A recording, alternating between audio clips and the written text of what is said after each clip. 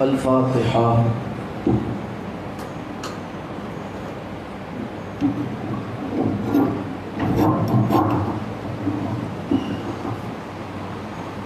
كما قال الله تبارك وتعالى في شان حبيبه مخبرا وآمرا إن الله وملائكته يصلون على النبي يا أيها الذين آمنوا صلوا عليه وسلموا تسليما اللهم صل على محمد وآل محمد سبحان ربك رب العزة عما يصفون وسلام على المرسلين والحمد لله رب العالمين۔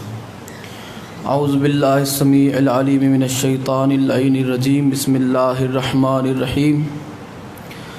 الحمد للہ رب العالمین والصلاة والسلام علی اشرف الانبیاء والمرسلین، خاتم لما سبق والفاتح لمن غلق، المغلن الحق بالحق، ابی القاسم محمد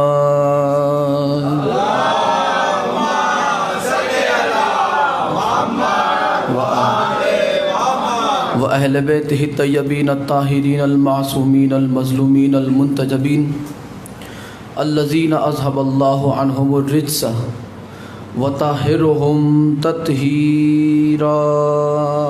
اللهم صل على محمد وآل محمد۔ لا سيما بقية الله المنتظر امام زماننا هذا روحی و ارواح العالمین لتراب المقدم الفدا، عجل اللہ تعالی فرجہ الشریف وسحل اللہ تعالی مخرجہ الشریف، ولعنت اللہ دائما باقیہ علی اعدائہم وغاصب حقوقہم ومنکر ولایتہم وفضائلہم ومصائبہم ورحمتہم وعظمتہم اجمعین۔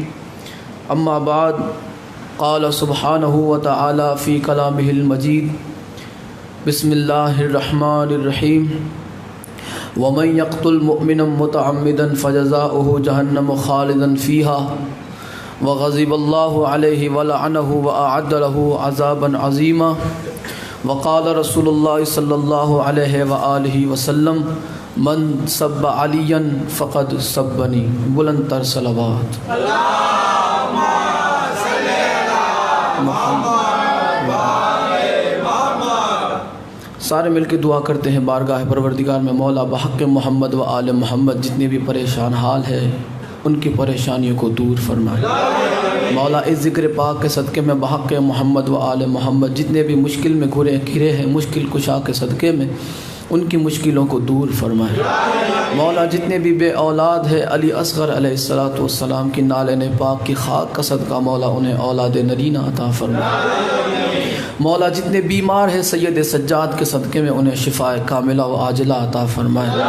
مولا ہمیں وہ منظر اپنی آنکھوں سے دکھا کہ سیدہ کائنات سلام اللہ علیہا کا روزہ تعمیر ہو جائے۔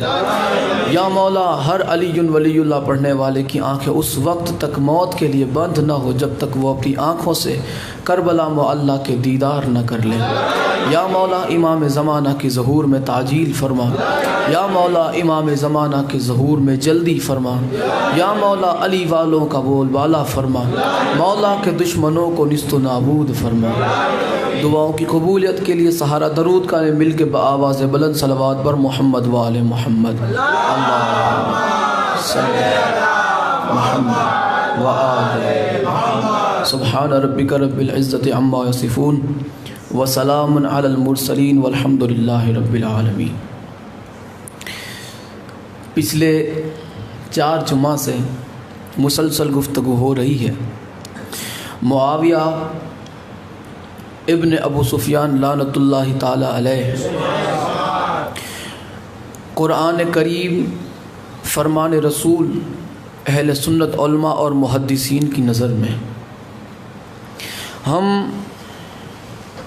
شروع سے کہتے آ رہے ہیں کہ ہماری معاویہ سے کوئی ذاتی دشمنی نہیں ہے، چونکہ وہ مولا علی کا دشمن تھا اسی لیے ہم اس کے دشمن ہیں۔ سیدھی سی بات ہے، ہمارا کسی سے ذاتی کوئی معاملہ نہیں ہے۔ جس نے مولا علی سے اپنے رشتوں کو خراب کیا ہم نے اس سے اپنا ناطہ توڑ دیا، جس نے مولا علی علیہ السلام سے غداری کی، ہم نے اس پہ بے شمار کرنا شروع کر دیا، چاہے زمانے کی نظر میں وہ امام کہلاتا ہو، چاہے زمانہ اسے خلیفہ کہتا ہو، چاہے زمانہ اسے کچھ بھی کہتا پھرتا ہو، ہمیں اس سے کوئی واسطہ نہیں ہے جس کا مولا علی سے واسطہ نہ ہو۔ ایک دفعہ بآواز بلند درود پڑھیں محمد و آل محمد پر۔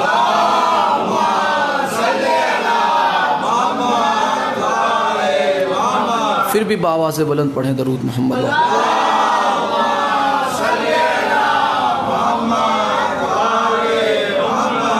پچھلے 4 جمعہ سے اہل سنت کی کتابوں سے، اللہ کے قرآن سے اور رسول خدا کے فرمان سے میں یہ بتانے کی کوشش کر رہا ہوں کہ کاش مسلمان اب بھی سنبھل جائے، کیونکہ مرنے کے بعد کوئی توبہ نہ انہیں کام آئے گی، نہ انہیں توبہ کا موقع ملے گا، نہ انہیں ان کا معاویہ بچانے آئے گا۔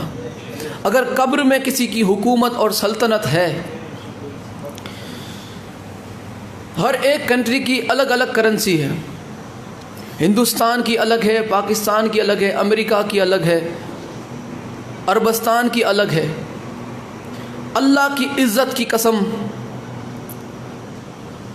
مولا علی کی ولایت کی قسم، سیدہ کائنات کی عصمت و طہارت کی قسم، میرے مولا حسن مجتبیٰ کی سخاوت کی قسم، میرے مولا حسین کے آخری سجدے کی قسم، میرے امام سید سجاد کے صدقوں سجدوں کی قسم، میرے امام محمد باقر کے علم کی قسم، میرے امام صادق آل محمد کی صداقت کی قسم، میرے امام موسیٰ کاظم کے کظم الغیظ کی قسم، میرے امام علی رضا کی رضا کی قسم، میرے امام علی نقی کی نقاوت کی قسم، میرے امام علی تقی کی تقاوت کی قسم، میرے امام محمد تقی کی تقاوت کی قسم، میرے امام حسن عسکری کی ہیبت کی قسم، اور میرے 12ویں امام کی غیبت کی قسم۔ ہر جہان کی الگ الگ کرنسی ہے، جو قبر میں کرنسی چلنی ہے وہ محبت علی ہے۔ حیدری، جو قبر میں کرنسی چلنی ہے، جو قبر میں نوٹیں کام آئے گی، وہ محبت علی کی نوٹ کام آئے گی، وہ مودت علی کام آئے گی۔ بس وہاں ایک کی کرنسی چلتی ہے۔ فرشتے پوچھے گا کیا لایا ہے، آگے سے کہے لالا، دھو ڈالیں گے فرشتے۔ اللہ نے تجھے محبت علی کے لیے خلق کیا تھا، تو لالا لے کے چلا آیا، چل اب تو بھی تیرے لالا کے پاس۔ لالا حضرت لایا ہوں۔ ایسے بے وقوف سید بھی ہیں۔ ایک تو بدبخت یہ کہہ رہا تھا کہ مجھے سیدہ کائنات مولا علی علیہ السلام، امام حسن حسین کے تبرکات پہ، یا میں سید ہوں اس پہ مجھے فخر نہیں ہے۔ وہ سید تھا، کہنے کو سید تھا، اس کے پاس تبرکات بھی تھے کہلوانے کے۔ وہ کہتا ہے نہ مجھے ان تبرکات پہ کوئی افضلیت ہے، نہ مجھے کوئی فخر ہے کہ میں سید ہوں، بلکہ مجھے نعوذ باللہ فخر اس بات پر ہے کہ میں رضوی ہوں، نعوذ باللہ میں رضا خانی کتا ہوں۔ اس ملعون مردود کو جو اپنے آپ کو سید کہلوا رہا تھا، پھٹکار ہے اس پہ دونوں جہان کی۔ جو آل محمد کی آل پہ فخر چھوڑ کے کسی خارجی کتے کی چاپلوسی میں اسے فخر نصیب محسوس ہوتا۔ آج اس زمانے کے اندر ایسے لوگ بھی ہیں کہ جنہیں اولاد علی ہونے پہ فخر نہیں ہے۔ یہ وہی لوگ ہیں جیسے نوح علیہ السلام کے فرزند کو جناب نوح کا بیٹا ہونے میں فخر نہیں تھا، اللہ نے شجرے سے نکال دیا۔ بس یہ وہی بدبخت قسم کے لوگ ہیں جنہیں اللہ نے شجرے سے نکال دیا۔ ہاں کہلواتے پھرو اپنے آپ کو سید، اللہ نے تو نکال دیا، تجھ میں بے دخل کر دیا اللہ نے۔ لہذا ملا اعلی حضرت منافق اکبر ادھل پہ لعنت، بے شمار ملا اعلی حضرت پہ لعنت، بے شمار اس ملے کو ماننے والے تمام خارجیوں پہ لعنت، بے شمار۔ لہذا اس قسم کے سید بھی بے وقوف اور نام نہاد سید بھی موجود ہیں۔ موضوع کی طرف پلٹتے ہیں۔ معاویہ کا ہم نے پچھلے جمعہ جو آخری بات کی تھی وہ یہ تھی، امام بوصیری کی ہم نے روایت پڑھی تھی ان کی کتاب سے۔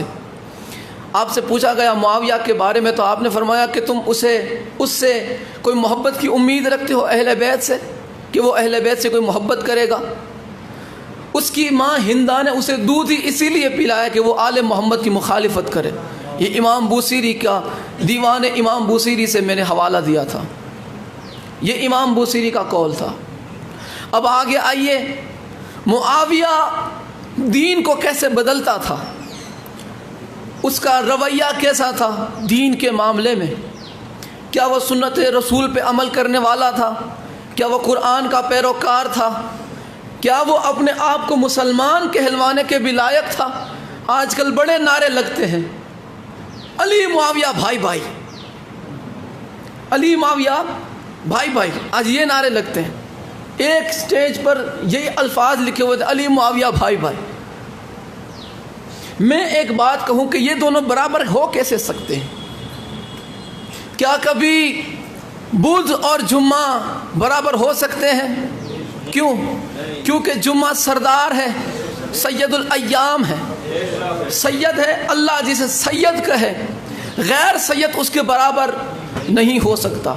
بدھ اور جمعہ برابر نہیں ہو سکتے۔ کیا شوال اور رمضان برابر ہو سکتے ہیں؟ کیوں؟ اللہ نے قرآن میں فرمایا کہ رمضان سید الشہور ہے۔ جب بدھ اور جمعہ برابر نہیں ہو سکتے، جب رمضان اور شوال برابر نہیں ہو سکتے، تو نسل سفیان اور آل عمران کیسے برابر ہو سکتے ہیں؟ نسل سفیان اور آل عمران کی برابری کیسے ہو سکتی ہے؟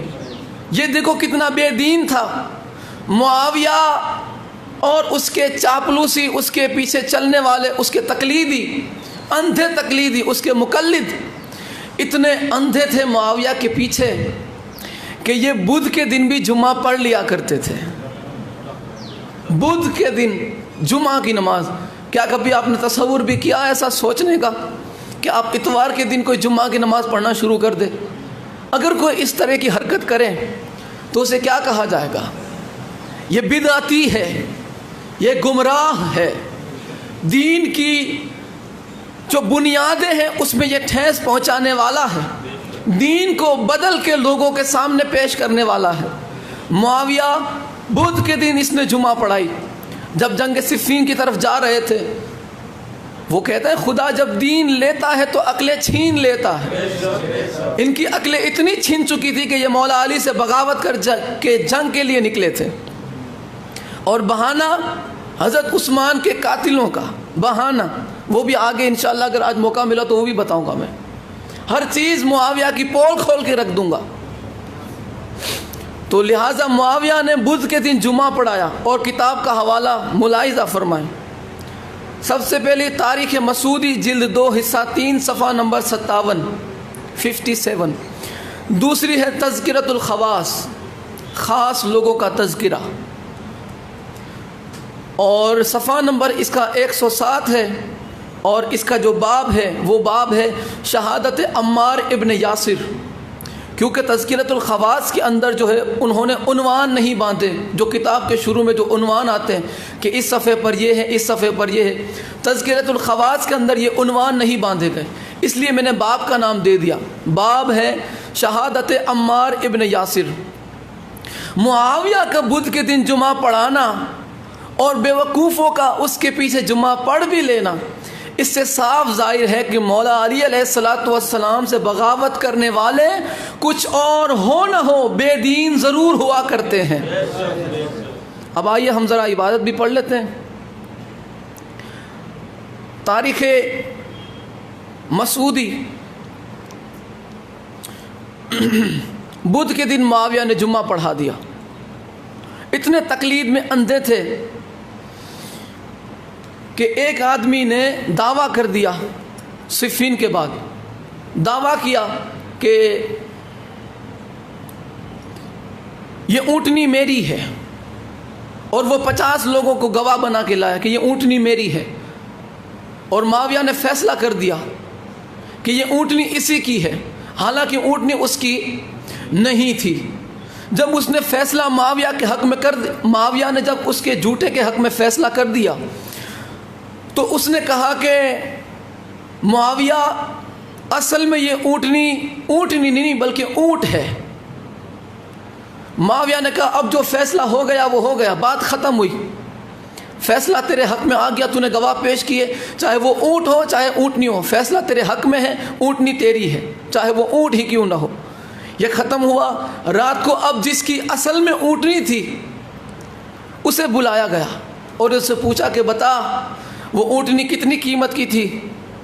تو اس نے کہا اتنی قیمت کی۔ معاویہ نے اسے دگنی قیمت دی، دگنی قیمت، اور اسے بہلا فسلا کے کہا کہ تجھے میرا ایک کام کرنا ہوگا۔ وہ کام یہ ہے کہ جا کے مولا علی علیہ السلام کو میرا پیغام پہنچا کہ معاویہ ایسی اندھی تقلید کرنے والوں کو تم سے لڑانے کے لیے نکلا تھا کہ جو اونٹ اور اونٹنی میں تمیز ہی نہیں سمجھتے، کہ جو اونٹ کو اونٹنی کہہ دیتے ہیں، اتنے اندھے ہیں۔ میں نے کہا وہ اونٹنی ہے تو اونٹ کو انہوں نے اونٹنی مان لیا۔ اور جا کے یہ بھی کہنا کہ صفین کے سفر میں جب صفین میں آتے وقت دوران میں تھے تو میں نے بدھ کے دن جمعہ پڑھا دیا تھا۔ معاویہ خود قبول کرتا ہے کہ کہنا کہ بدھ کے دن میں نے جمعہ پڑھا دیا۔ یہ اتنے اندھے لوگ تھے پڑھنے والے بھی کہ بدھ کے دن جمعہ پڑھاتے تھے۔ اور اسی تاریخ مسعودی کے حوالے سے تذکرۃ الخواص کے اندر لکھا ہے کہ اہل شام معاویہ کے لیے اس حد تک پہنچ چکے تھے کہ اس نے صفین کی طرف جاتے وقت جمعہ کی نماز بدھ کے دن پڑھا دی۔ انا للہ و انا الیہ راجعون۔ یہ بیڑا غرق کیا انہوں نے دین کا۔ کیا یہ دیندار ہوتے ہیں؟ اسے صحابہ کہتے ہو؟ میں پوچھنا چاہتا ہوں نام نہاد ملاؤں سے اور اپنے آپ کو اہل سنت و جماعت کہلوانے والوں کو پوچھنا چاہتا ہوں کہ کیا اسے تم دیندار اور صحابی کہتے ہو؟ کیا تم اسے رسول اللہ کا نعوذ باللہ خلیفہ مانتے ہو؟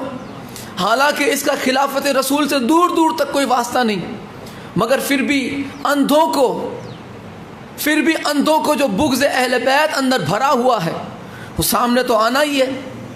لہٰذا یہ بے دین، معاویہ بے دین، آگے پتہ چلے گا خود مولا علی فرماتے ہیں کہ یہ بے دین ہے۔ اب مولا علی جسے بے دین کہتے کسی ملا کی کیا اوقات کہ اسے دیندار کہے؟ اب ہم گفتگو کو آگے بڑھاتے ہوئے جنگ صفین کے میدان میں پہنچتے ہیں۔ یہ تو جنگ صفین سے پہلے کی بات تھی کہ صفین کی طرف جاتے وقت اس نے بدھ کے دن جمعہ پڑھایا۔ اب رسول اللہ صلی اللہ علیہ وآلہ وسلم نے جناب عمار ابن یاسر کے لیے فرمایا کہ تجھے ایک باغی گروہ قتل کرے گا۔ یہ بخاری شریف جلد 3 حدیث نمبر 2812 صفحہ نمبر 227 پر ہے کہ مسجد نبوی کی تعمیر کے وقت سب جتنے صحابی وہاں پر تھے مسجد نبوی بنانے کے وقت سب ایک ایک اینٹ ایک ایک پتھر لایا کرتے تھے۔ جناب عمار ابن یاسر 2 اینٹ 2 پتھر لایا کرتے تھے۔ تو رسول اللہ صلی اللہ علیہ وآلہ وسلم جناب عمار ابن یاسر کے قریب پہنچے اور آپ نے فرمایا کہ سمیہ کے بیٹے، اور ان کے چہرے سے آپ نے مٹی کو جاڑنا شروع کیا۔ کیا بات ہے، کتنی بڑی خوش نصیبی کہ جس کے چہرے سے سید الانبیاء اپنے ہاتھوں سے گرد و غبار کو صاف کرے۔ آپ نے فرمایا سمیہ کے بیٹے، تیری دین کے لیے اتنی خدمات ہے کہ اس کا اجر تجھے پتہ ہے کیا ملے گا؟ تجھے ایک باغی گروہ حقانیت کے لیے قتل کر دے گا، تو حق پر ہوگا اور تجھے اس حقانیت پہ چلنے کے لیے تجھے قتل کر دیا جائے گا، باغی گروہ۔ اور آپ نے فرمایا کہ تو انہیں جنت کی طرف بلائے گا اور وہ تجھے جہنم کی طرف دعوت دیں گے۔ بات ایک دم صاف ہو گئی۔ جس فوج میں، جس لشکر میں جناب عمار ابن یاسر تھے وہ جنتی تھا، اسی لیے جنت کی طرف بلا رہے تھے۔ جنت ہوتی ہی وہاں ہے جہاں علی ابن ابی طالب ہو، جہاں علی ہو وہاں جنت ہوتی ہے۔ اور سامنے جو فوج تھی، جماعت، گروہ، لشکر، وہ جہنمی تھا، اسی لیے جہنم کی طرف بلانے والے تھے۔ پتہ چلا جہاں جہاں معاویہ ہو وہاں جہنم ہوا کرتی ہے، یا میں یوں کہوں جہاں جہنم ہو وہاں معاویہ ہوا کرتا ہے۔ اب آپ چیک کر لو جہاں جہاں آپ کو جہنم دیکھنی ہو، چینل چلتی ہے، کہیں جلسے چلتے ہیں تو کہیں مجمع چلتے ہیں، جہاں جہنم ہو وہاں معاویہ ہوتا ہے، فضائل بیان کیے جاتے ہیں۔ لہٰذا پتہ چلا کہ باغی گروہ قتل کرے گا، جہنمی گروہ جناب عمار ابن یاسر کو قتل کرے گا۔ اب جناب عمار ابن یاسر جنگ صفین میں شہید کر دیے گئے، آپ کو قتل کر دیا گیا۔ اس کے بعد کیا ہوا کہ عمار ابن یاسر کی شہادت پر معاویہ نے کیا کہا پتہ ہے؟ معاویہ کہتا ہے کہ میں نے عمار کو تھوڑی مارا ہے۔ جب عمر ابن عاص نے کہا کہ باغی گروہ اب تو ثابت ہو گیا، عمر ابن عاص خود کہتا ہے کہ یہ باغی گروہ ثابت ہو گیا کہ معاویہ تیرا گروہ باغیوں کا تھا۔ معاویہ کہتا ہے میں نے کہا اس کو مارا، نعوذ باللہ، مثل کفر کفر نباشد۔ یہ کہتا ہے کہ میں نے اسے نہیں مارا، عمار کو میں نے قتل نہیں کیا، عمار کو اس نے قتل کیا ہے جو صفین کے میدان میں عمار کو گھسیٹ کے لایا قتل ہونے کے لیے، نعوذ باللہ، یعنی مولا علی۔ معاویہ یہ کہتا ہے کہ اسے میں نے نہیں قتل کیا، مولا علی نے اسے قتل کیا ہے، وہ لائے ہیں۔ جب یہ بات کا مولا علی کو پتہ چلا، اس کے جواب میں مولا علی علیہ السلام کو جب پتہ چلا کہ معاویہ کی یہ گھٹیا بکواس، یہ کہتا ہے کہ عمار کو میں نے قتل نہیں کیا، اسے تو علی نے کیا ہے کہ جو اسے میدان جنگ میں لے آیا، نہ علی اسے میدان میں لاتے، نہ عمار قتل ہوتے، نہ شہید ہوتے۔ تو مولا علی علیہ السلام نے فرمایا اچھا اسے کہو پھر جناب امیر حمزہ کا قاتل بھی میں ہی ہوں نا، کیونکہ جنگ احد میں اسے ہم ہی لے کے آئے تھے۔ یہ اہل سنت کی کتاب میں لکھا ہے، اور کتاب ملاحظہ فرمائے تاریخ طبری جلد 3 حصہ 2 صفحہ نمبر 234، دوسری کتاب تذکرۃ الخواص صفحہ نمبر 103 اور 104، باب شہادت عمار ابن یاسر۔ اب آؤ میں ذرا عبارت پڑھوں اس کی تاکہ پتہ چلے۔ یہ پوری حدیث عمر ابن عاص نے بتائی کہ عمار کو ایک باغی گروہ قتل کرے گا۔ تو جب یہ بات ہوئی تو عمر بن عاص یہ سن کر اپنے گھوڑے کا رخ موڑ لیا، ادھر مجمع کے اندر یہ بات ہوئی جب جناب عمار ابن یاسر کی شہادت کی خبر پہنچی۔ معاویہ اس کے چپراسی چاہنے والے سب وہاں پر موجود تھے۔ یہ حدیث پڑھی گئی کہ عمار کو ایک باغی گروہ قتل کرے گا۔ تو عمر بن عاص نے یہ سن کر اپنے گھوڑے کا رخ موڑ لیا اور معاویہ نے انہیں پیچھے سے پکڑ کر کھینچا۔ عمروں نے کہا کیا تم نے وہ حدیث نہیں سنی جو عبداللہ بیان کر رہا ہے؟ معاویہ نے سوال کیا وہ کیا حدیث ہے؟ تو عمر بن عاص نے انہیں وہ حدیث سنائی۔ کون سی؟ یہ عمار ابن یاسر کی شہادت والی کہ ایک باغی گروہ قتل کرے گا۔ تو معاویہ نے جواب دیا تو بوڑھا ہے۔ عمر ابن عاص سے کہا، معاویہ نے جواب دیا تیرا تو بڑھاپے کی وجہ سے دماغ خراب ہو گیا ہے۔ عمر ابن عاص سے کہا تیرا بڑھاپے کی وجہ سے دماغ خراب ہو گیا ہے، تو ہمیشہ حدیثیں بیان کرتا رہتا ہے اور تمام دن اپنے پیشاب میں ڈوبا رہتا ہے۔ کیا ہم نے عمار کو قتل کیا ہے؟ بلکہ عمار کو اس شخص نے قتل کیا جو انہیں میدان میں گھسیٹ کر لایا۔ یہ معاویہ نے کہا، اور اس کے آگے الفاظ جو ہے مولا علی علیہ السلام والے وہ تذکرۃ الخواص کے اندر ہے کہ معاویہ نے یہ بات سن لی تو وہ کہنے لگا کہ تو ایک بے وقوف بڈھا ہے، ہمیشہ کوئی نہ کوئی بری بات ہمارے پاس لاتا ہے۔ حالانکہ عمر ابن عاص نے رسول اللہ کی حدیث بتائی تھی، اور یہ کہتا ہے ہمیشہ تو کچھ نہ کچھ بری بات میرے پاس لاتا ہے جسے اپنی پیشاب میں ڈبائے ہوئے ہوتا ہے۔ کیا ہم نے عمار کو قتل کیا؟ عمار کو تو اس نے قتل کیا ہے جس نے اسے میدان جنگ میں بھیجا، نعوذ باللہ۔ یہ مولا علی کا کہہ رہا ہے معاویہ۔ اس روایت میں ہے کہ ایک روایت میں ہے کہ جب یہ بات حضرت علی علیہ السلام تک پہنچی تو آپ نے فرمایا کہ پھر جناب حمزہ کو ہم ہی نے قتل کیا ہے، کیونکہ جنگ احد میں ہم ہی انہیں لے گئے تھے۔ یہ مولا علی علیہ السلام نے فرمایا۔ اب کچھ بندے کہتے ہیں کہ بڑی پیار بڑا محبت تھا مولا علی علیہ السلام اور معاویہ کے درمیان۔ بھائی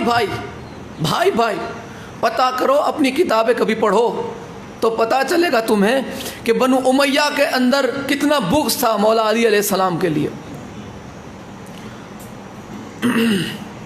اب آئیے مولا علی علیہ السلام نے ان کے بارے میں کیا فرمایا۔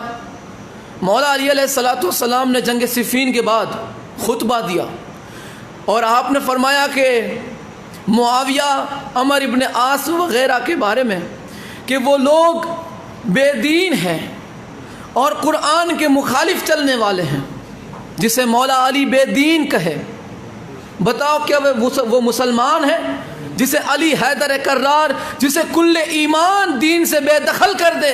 بھلا کسی ملا کی کیا اوقات کہ اسے صحابہ کی لسٹ میں گھسا دے؟ مولا علی نے اسے دین سے بے دخل کر دیا کیونکہ وہ تھا بے ایمان۔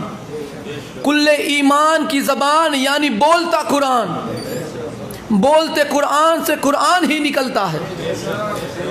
یہ تاریخ طبری ہے، جلد 3 حصہ 2 صفحہ نمبر 242۔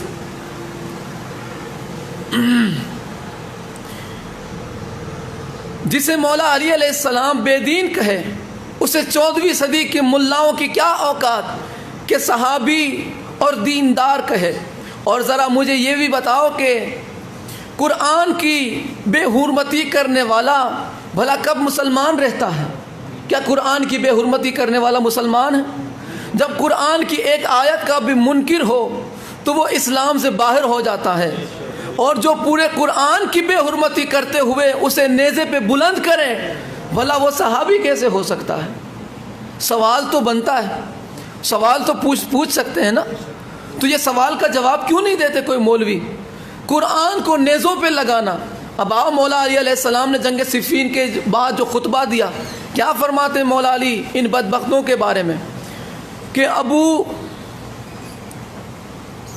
مخنف نے عبد الرحمن بن جندب کے ذریعے نقل کیا ہے کہ جس وقت یہ صورتحال رونما ہوئی تو حضرت علی نے لوگوں سے فرمایا، کب؟ جب انہوں نے نیزوں پہ قرآن لگائے مسلمانوں کو، مومنوں کو گمراہ کرنے کے لیے، جو مولا علی علیہ السلام کے ساتھ تھے۔ معاویہ کی فوج نے جب دیکھا کہ بس موت یہاں پر ہے، ذرا سی غلطی اور موت سر پہ، عمر ابن عاص سے پوچھا کیا کیا جائے؟ اس نے کہا جتنے قرآن لے آؤ نیزوں پہ لگا دو۔ قرآن نیزوں پہ لگائے گئے۔ اس منظر کو جب دیکھا مولا علی علیہ السلام نے تو آپ نے فرمایا کہ اے اللہ کے بندو، تم اپنے حق کو صداقت اور اپنے دشمنوں سے جنگ پر قائم رہو، کیونکہ معاویہ، عمر ابن عاص، عقبہ بن ابی معیط، حبیب بن مسلمہ، عبداللہ بن ابی سرح اور ضحاک بن قیس دیندار لوگ اور قرآن پر چلنے والے نہیں ہیں۔ نہ یہ دیندار ہیں نہ قرآن پہ چلنے والے۔ میں تم سے زیادہ ان لوگوں سے واقف ہوں، میں تو بچپن میں بھی ان کے ساتھ رہا ہوں اور بڑے ہو کر بھی ان کے ساتھ رہا۔ یہ بچپن میں بھی نہایت شریر بچے تھے اور بڑے ہو کر بھی نہایت شریر آدمی نکلے۔ تم پر افسوس، انہوں نے وہ شے نیزے پر اٹھائی ہے جسے یہ کسی اور وقت ہاتھ تک نہیں لگاتے اور یہ تک نہیں جانتے کہ اس میں لکھا ہوا کیا ہے، جسے یہ کسی اور وقت ہاتھ بھی نہیں لگاتے اور یہ تک نہیں جانتے کہ اس میں لکھا ہوا کیا ہے۔ انہوں نے صرف تمہیں دھوکہ دینے اور فریب میں مبتلا کرنے کے لیے قرآن نیزوں پہ اٹھائے ہوئے ہیں۔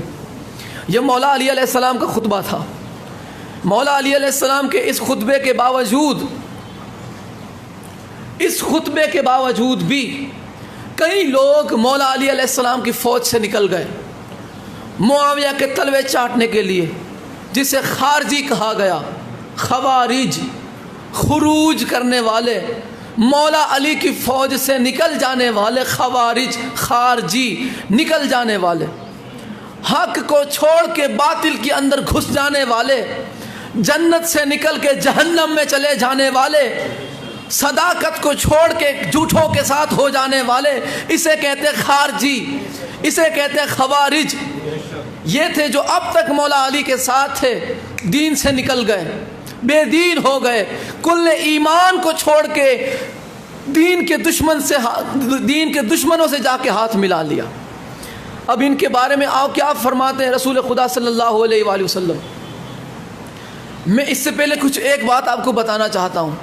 جب بھی ہم کبھی کسی جگہ پر معاویہ کی کھل کے بات کرتے ہیں تو کچھ ملے، کچھ جھوٹے، کچھ مکار اور کم عقل بے وقوف، کم عقل بھی اور اوپر بے وقوف، اتنے حد تک گرے ہوئے جاہل کہ جن کی جہالت کا اندازہ نہ لگا سکے، وہ کہتے ہیں کہ جو میر معاویہ کو کچھ کہتا ہے برا بھلا وہ جہنم کا کتا ہوتا ہے۔ آؤ میں بتاؤں جہنم کا کتا رسول خدا نے کسے فرمایا؟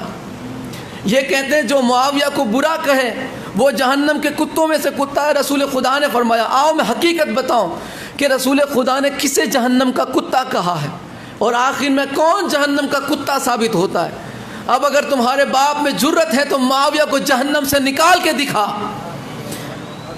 جامعہ ترمذی جلد 2 حدیث نمبر 3000 صفحہ نمبر 610 یہ حدیث کی کتاب ہے۔ دوسری کتاب سنن ابن ماجہ جلد 1 حدیث نمبر 173 صفحہ نمبر 228 اور مسند احمد ابن حنبل کے اندر اس حدیث کے 5 ترک ہے۔ احمد ابن حنبل کے اندر اس حدیث کے 5 ترک ہے، جو یہاں پہ یعنی کہ ضروری نہیں ہے کہ جتنی کتابیں ہوں یہاں پہ لا کے میں کھڑی کر دوں، 2 کتابیں کافی ہے پیغام پہنچانے کے لیے، دونوں صحیح سند کے ساتھ۔ ابن ابو اوفا سے روایت ہے، اور ابو امامہ نے دمشق کی مسجد پر خارجیوں کے لٹکتے ہوئے سر دیکھے، خارجیوں کے جو مولا علی سے بغاوت کر کے معاویہ کے اندر گھسے ہوئے تھے۔ آپ نے فرمایا کہ رسول اللہ سے میں نے 1 نہیں 2 دفعہ نہیں 3 دفعہ نہیں 4 دفعہ نہیں 7 دفعہ سے زیادہ سنا ہے کہ آپ فرماتے کہ یہ خارجی جو ہیں وہ جہنم کے کتے ہیں۔ کون؟ جو مولا علی کو چھوڑ کے بغاوت کر کے نکلے، جس نے مولا علی سے بغاوت کی، خارجیوں کی طرف اشارہ کر کے فرمایا کہ انہی کے متعلق رسول خدا نے فرمایا تھا کہ یہ خارجی اس روئے زمین کی سب سے بدبخت قوم ہے، سب سے بدبخت ترین، سب سے بدترین قوم یہ خارجی ہے، اور سب سے مقبول قوم وہ ہیں، جب سے سب سے اس روئے زمین پہ سب سے مقبول بندے وہ ہیں جن کے ہاتھوں سے یہ خارجی قتل ہوئے، یعنی مولا علی علیہ السلام کی فوج۔ سب سے مقبول ترین اور سب سے بدبخت یہ ہیں جن کے سر لٹکے ہوئے ہیں، اور یہ جہنم کے کتے ہیں۔ آگے اس نے جس نے سنا اس نے کہا کہ کیا تم نے واقعی رسول خدا سے سنا؟ انہوں نے کہا کہ میں نے 1 نہیں 7 دفعہ سے زیادہ اگر رسول خدا سے نہ سنا ہوتا تو میں آگے کبھی یہ پیغام پہنچاتا ہی نہیں۔ پتہ چلا جہنم کا کتا کون ہوا؟ جو مولا علی سے بغاوت کر کے نکلے، جس کی وجہ سے یہ خارجی وہی ہے جو جنگ صفین کے آخر میں مولا علی علیہ السلام سے بغاوت کر بیٹھے اور خارجی کہلائے، جس کی وجہ سے انہیں جہنم کے کتے ہونے کی پیشن گوئی رسول اللہ صلی اللہ علیہ وآلہ وسلم نے فرمائی تھی۔ اب کچھ بیوقوف ڈھونگی ملے یہ کہتے پھرتے ہیں کہ معاویہ کو برا کہنے والا جہنم کا کتا ہے۔ اب اس کی میں ذرا تشریح کرنے لگا ہوں، وضاحت۔ اصل میں اس حدیث سے معاویہ خود جہنم کا کتا ثابت ہوتا ہے، کیونکہ رسول اللہ صلی اللہ علیہ وآلہ وسلم نے فرمایا، رسول اللہ صلی اللہ علیہ وآلہ وسلم نے اسے جہنم کا کتا فرمایا ہے جو مولا علی علیہ السلام سے بغاوت کرے، اور خارجیوں سے پہلے تو خود معاویہ مولا علی سے بغاوت کر کے جنگ کر چکا ہے، جس سے وہ جہنم کا کتا ثابت ہوا۔ اب کہو جہنم کا کتا کون ہے؟ جہنم کا کتا جو مولا علی سے بغاوت کرے، اور کس نے بغاوت کی؟ معاویہ نے۔ اب ذرا جھوم کے بولو، معاویہ جہنم کا کتا ہے، معاویہ جہنم کا کتا ہے، معاویہ جہنم کا کتا۔ یہ ہم نہیں کہہ رہے، یہ رسول خدا صلی اللہ علیہ وآلہ وسلم کا فیصلہ ہے۔ جو علی سے بغاوت کرے، یہی بات رسول خدا نے جنگ میں فرمائی تھی، جنگ خندق میں، جب عمر ابن عبد وود سامنے آیا تھا، آپ نے فرمایا کہ کون ہے مل لہذا الکلب، کون ہے جو اس کتے کا منہ بند کرے، کون ہے جو اس کتے کا منہ بند کرے؟ مولا علی علیہ السلام اٹھے، رسول اللہ نے فیصلہ کر دیا کہ آج سے لے کے قیامت تک جو بھی علی کے مقابلے میں آئے گا وہ مصطفیٰ کی نظر میں کتے سے زیادہ اور کچھ نہیں ہے۔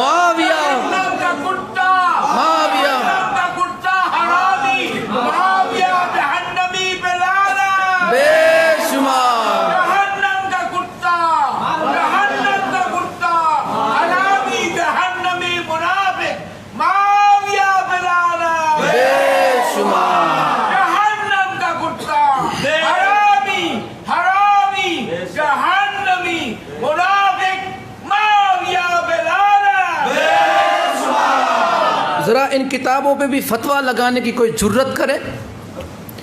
ہم پر بھونکنے سے کوئی فرق نہیں، کوئی فائدہ نہیں تمہیں۔ اگر اپنے آپ کو فائدہ پہنچانا چاہتے ہو تو ان کتابوں کا جھوٹا ہونے کا اعلان کر دو، اعلان برات کر دو، ہمارا ان کتاب سے کوئی واسطہ نہیں۔ ورنہ تم تو کیا تمہارے باپ کو بھی ماننا پڑے گا کہ معاویہ کل بھی جہنم کا کتا تھا، وہ آج بھی جہنم کا کتا ہے۔ کسی پہ رعایت نہیں، جو بھی ہو مولا علی کے مخالف آیا کسی پہ رعایت نہیں ہوتی، جس پہ اللہ رعایت نہیں کرتا پھر بندے کی کیا ضرورت ہے کہ دشمنان علی کو چھوڑ دے۔ اب آخری بات اور انشاءاللہ گفتگو سمیٹ لی جائے گی۔ معاویہ نے یہ کس لیے کیا تھا؟ معاویہ نے یہ ساری چیزیں مولا علی علیہ السلام سے بغاوت کیوں کی تھی؟ اس نے ایک بہانہ بنایا تھا۔ بہانہ یہ تھا کہ مولا علی علیہ السلام نے حضرت عثمان کے قاتلوں کو پناہ دے کے رکھی ہے، لہٰذا ان قاتلوں کو ہمارے حوالے کر دو، جنہوں نے حضرت عثمان کو قتل کیا انہیں ہمارے حوالے کر دو، اگر نہیں تو ہم تم سے جنگ کریں گے۔ اور جانتے ہو اس نے کیسا ڈھونگ رچا تھا؟ کوفہ کے اندر، شام کے اندر اس بدبخت نے شام میں منبر پر حضرت عثمان کا وہ خون والا جبہ منبر پہ رکھا، اس بدبخت نے منبر پر مسجد کے اندر، اور لوگوں کو اکساتا تھا کہ دیکھو علی نے اسے قتل کر دیا، نعوذ باللہ علی نے قتل کر دیا۔ مولا علی کے سر پہ یہ سارا الزام اس نے تھوپ دیا۔ کس لیے؟ آگے آپ کو پتہ چلے گا۔ یہ ہے تذکرۃ الخواص، صفحہ نمبر اس کا 92، باب جنگ صفین، باب یعنی چیپٹر جنگ صفین۔ اب آؤ میں یہ عبارت آپ کو پڑھ کے سناؤں کہ اسبغ شام کی طرف روانہ ہوئے، وہ کہ یہ مولا علی علیہ السلام کی طرف سے خط لے کے معاویہ کی طرف آئے تھے۔ پورا پیچھے ایک پورا واقعہ اس کا لمبا طویل ہے، مگر میں جو اس کا نتیجہ ہے بس وہی آپ کی خدمت میں پیش کرنا چاہتا ہوں کہ مولا علی علیہ السلام نے ایک طویل خط لکھا، اور یہ خط لے کے اسبغ بن بناتا تمیمی شام کی طرف روانہ ہوئے۔ وہ کہتے ہیں کہ میں جب معاویہ کے دربار میں پہنچا تو یہ حالت تھی کہ عمرو بن عاص اس کے دائیں طرف، ذوالقالع اور جوشہ بائیں طرف تھے، اور اس کے پہلو میں اس کا بھائی عتبہ ابن عامر، ولید بن عقبہ، عبد الرحمن بن خالد بن ولید اور شرجیل بن سمت تھے، اور ان کے سامنے ابو ہریرہ، ان کے سامنے ابو ہریرہ بھی تشریف فرما تھے۔ ابو دردہ، نعمان بن بشیر اور ابو امامہ باہلی بیٹھے ہوئے تھے۔ میں نے خط معاویہ کے سپرد کیا۔ جب معاویہ نے خط پڑھا تو کہنے لگا حضرت علی عثمان کے قاتل ہمارے حوالے نہیں کرتے۔ اسبغ نے کہا اے معاویہ، یہ قاتلین عثمان کے بہانے چھوڑ، تو صرف ملک اور سلطنت کا طلبگار ہے۔ تجھے مولا علی علیہ السلام سے صرف اس لیے جنگ لڑنی ہے کہ تو سلطنت چاہتا ہے، تو حکومت چاہتا ہے۔ قاتلین عثمان کا تو بہانہ ہے، اور اگر تم اس کی زندگی میں اس کی مدد کرنا چاہتے تو کر سکتے تھے، لیکن تم اس کی تائید میں، تم اس کی طاق میں تھے، اس لیے کہ اس کی مدد کو نہ پہنچے، تاکہ اس سلسلے میں تمہیں دنیا کا اقتدار مل جائے۔ اسبغ کہتے ہیں کہ تو اگر عثمان کی زندگی میں اس کی مدد کرنا چاہتا تو کر سکتا تھا، مگر تو نے نہیں کی، اس لیے کہ تو جانتا تھا ایک نہ ایک دن یہ حضرت جو ہے قتل ہو جائیں گے، اور تجھے اس کے بعد موقع ملے گا حکومت کرنے کا، اسی لیے تو لالچ میں رہا کہ تجھے اقتدار مل جائے گا۔ معاویہ غضبناک ہو گیا، معاویہ جل گیا، وہ غضبناک ہو گیا۔ میں نے چاہا کہ اس کے غصے کو مزید بڑھاؤں۔ اسبغ نے جب معاویہ کی شکل دیکھی، تھوبڑا دیکھا، 12 بجے ہوئے کوڑیے جیسا، تو اس نے چاہا کہ میں اس کو اور آگ لگاؤں، مزید اسے بھڑکاؤں۔ تو میں نے ابو ہریرہ سے کہا، تم رسول اللہ کے صحابی ہو، میں تمہیں اس خدا کی قسم دیتا ہوں کہ جس کے علاوہ کوئی معبود نہیں، اور اس کے رسول کے حق کی قسم دیتا ہوں، کیا تو نے رسول اللہ کو غدیر خم کے دن یہ کہتے سنا تھا کہ جس کا میں مولا ہوں اس کے علی بھی مولا ہیں؟ کہنے لگے ہاں۔ ابو ہریرہ نے گواہی دی کہ ہاں خدا کی قسم میں نے آپ کو یہ کہتے سنا تھا۔ اسبغ کہتے ہیں میں نے کہا پھر تو تم اس کے دشمن کو دوست بنا لیا ہے۔ ابو ہریرہ سے اسبغ نے کہا پھر تو تم نے اس علی کے دشمن کو اپنا دوست بنا لیا ہے، اور اس کے دوست سے دشمنی کی گاٹھ باندھ لی ہے۔ تو ابو ہریرہ نے ایک لمبی سانس لی اور انہوں نے پڑھا انا للہ و انا الیہ راجعون۔ انہوں نے پڑھا انا للہ، یعنی وہ جانتے تھے کہ وہ غلط راستے پر چڑھے ہوئے۔ پس معاویہ کا چہرہ متغیر ہو گیا، یعنی 12 تھے تو 24 بج گئے، اور کہنے لگا یہ کیا ہے؟ اپنے کلام کو روک دو، تم اہل شام کو خون عثمان کے مطالبہ کرنے میں دھوکہ نہیں دے سکتے، کیونکہ وہ مظلوم ہو کر محترم مہینے میں حرم رسول میں تیرے صاحب کے سامنے، نعوذ باللہ، یہ مولا علی کے بارے میں معاویہ بکواس کر رہا ہے کہ تیرے صاحب کے سامنے مارا گیا ہے، اور اسی نعوذ باللہ علی نے ہی ان لوگوں کو ابھارا یہاں تک کہ اسے قتل کروا دیا۔ حضرت عثمان کا قتل معاویہ نے حکومت کے لیے مولا علی کے سر دھونپ دیا کہ تیرے صاحب علی کے سامنے نعوذ باللہ اسے مارا گیا حضرت عثمان کو، اور یہاں تک کہ ابھارنے والے بھی مولا علی تھے، اور آخر میں مروا دیا نعوذ باللہ۔ یہ کہتے ہو کہ معاویہ صحابی تھا جو کل ایمان پہ تہمتیں باندھتا پھرے، تم کہتے ہو کہ ہم اسے رضی اللہ کہیں، یہ ماما بھانجے کا رشتہ تمہیں مبارک ہو۔ تم جب اپنے ایسے ماموں کو بھانجا بناؤ گے، ماما بناؤ گے، پھر خدا جانے بھانجوں کا تو حال کیا ہوگا۔ مولا علی کے سر پہ سارا کچھ تھوپ دیا اس نے، اور آج وہی لوگ، معاویہ آگے کہہ رہا، آج وہی لوگ علی کے اعیان و انصار اور ہاتھ پاؤں بنے ہوئے ہیں۔ عثمان ایسا نہیں کہ جس کا خون رائے گا جائے، یعنی بیکار جائے۔ پس ذوالقلع، جوشب اور معاویہ بن زریج نے کہا کہ اے معاویہ، اس کے جو چپراسی تھے، اس کے بیچارے پالتو کتے، انہوں نے کہا کہ ہم تیری مدد کریں گے یہاں تک کہ تیری مراد حاصل ہو یا ہم سب قتل ہو جائیں۔ مراد حاصل ہو یعنی اس کی مراد کیا تھی؟ مولا علی علیہ السلام کو شہید کر کے سلطنت کا حاکم ہو جانا۔ رسول اللہ صلی اللہ علیہ وآلہ وسلم جس نظام کو قائم کر کے گئے تھے، اس نظام کو نست و نابود کر کے ایک نئی سلطنت کھڑی کرنا، یہ اس کا تھا ارادہ۔ بس اسبغ کھڑے ہوئے، جو مولا علیہ السلام کی طرف سے آئے تھے، اسبغ کھڑے ہوئے اور کہنے لگے، ایک آپ نے عربی شعر پڑھے جس کا ترجمہ عربی شعر بھی اس میں لکھے ہوئے، اور آپ نے فرمایا کہ اے معاویہ، اللہ کی مخلوق میں کچھ ایسے بندے ہیں جن کے دل سخت ہیں، اور تیرا دل ان دلوں میں سب سے بدترین دل ہے، سب سے بدترین دل۔ اسبغ فرماتے ہیں کہ معاویہ کا دل سخت دلوں میں سب سے بدترین دل والا تھا، سب سے بدترین دل۔ کیا اب بھی انہیں گالیاں دو گے اہل سنت کے علماء کو؟ اہل سنت کے علماء کو اب بھی گالیاں دو گے؟